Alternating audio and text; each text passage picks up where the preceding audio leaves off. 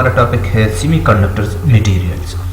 Last video में हम detail से डिस्कशन किए थे solar spectrum, solar radiation spectrum के बारे में। तो अब हम चलते हैं सोलर एनर्जी से इलेक्ट्रिसिटी जनरेट्स करना है। तो एक्चुअल में हमारे पास इसमें सेमीकंडक्टर मटेरियल इस्तेमाल होते हैं। तो सबसे पहले हमें सेमीकंडक्टर मटेरियल जानना जरूरी है। तो अब हम हमारा टॉपिक है इलेक्ट्रॉनिक्स मटेरियल्स। तो इलेक्ट्रॉनिक्स मटेरियल हमारे पास ऐसे मटेरियल्स होते हैं वो करंट जनरेट्स करते हैं और करंट को कंट्रोल भी करते हैं।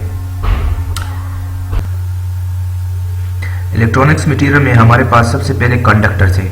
तो कंडक्टर हमारे पास ऐसे मटेरियल से बना है जिसमें करंट आसानी से फ्लो करता है। तो इस मटेरियल को हम कंडक्टर्स कहते हैं।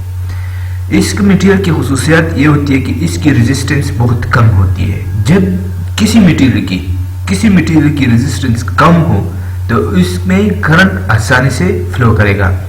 तो हमारे पास गुड कंडक्टर जो सिंगल एलिमेंट मटेरियल का होता है, फॉर एग्जांपल कॉपर है हमारे पास, सिल्वर है, गोल्ड है, एल्यूमिनियम, ये हमारे पास है गुड कंडक्टर होते हैं।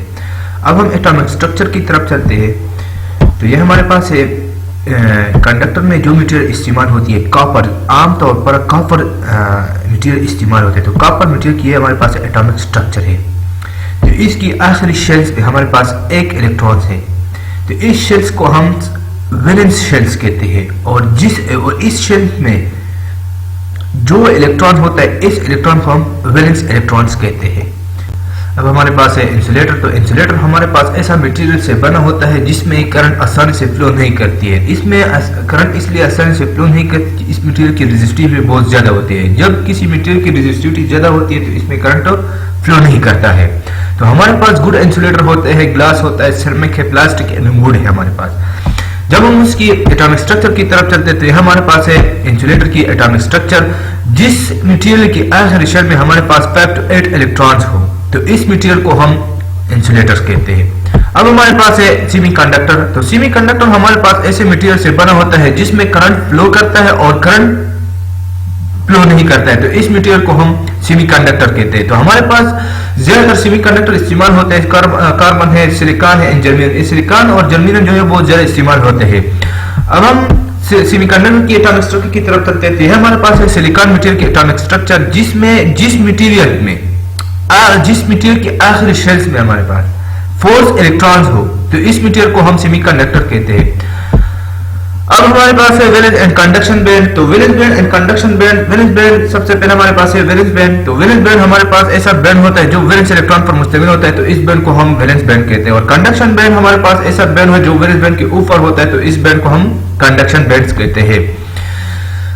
अब हमारे पास है एनर्जी बैंड थ्योरी। तो एनर्जी बैंड थ्योरी हमें रिप्रेजेंट करेगा डिफरेंस बिटवीन कंडक्टर और सेमीकंडक्टर एंड इंसुलेटर। तो इस थ्योरी के जरिए हमें पता चलता है कि कंडक्टर और इंसुलेटर जो है, कंडक्टर है, सेमीकंडक्टर है, इसके दरमियान में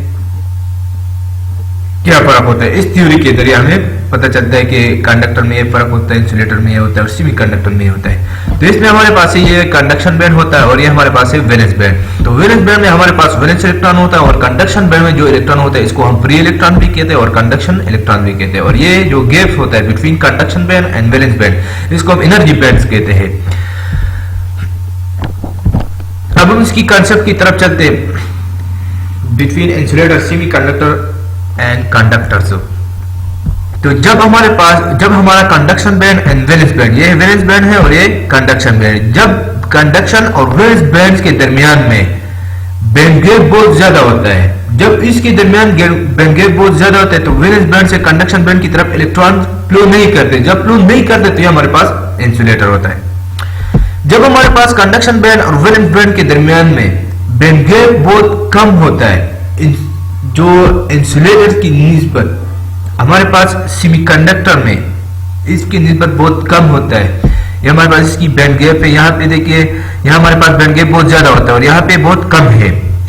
जब बैंड गैप कम होता है तो वैलेंस बैंड से कंडक्शन बैंड की तरफ इलेक्ट्रॉन चलता है।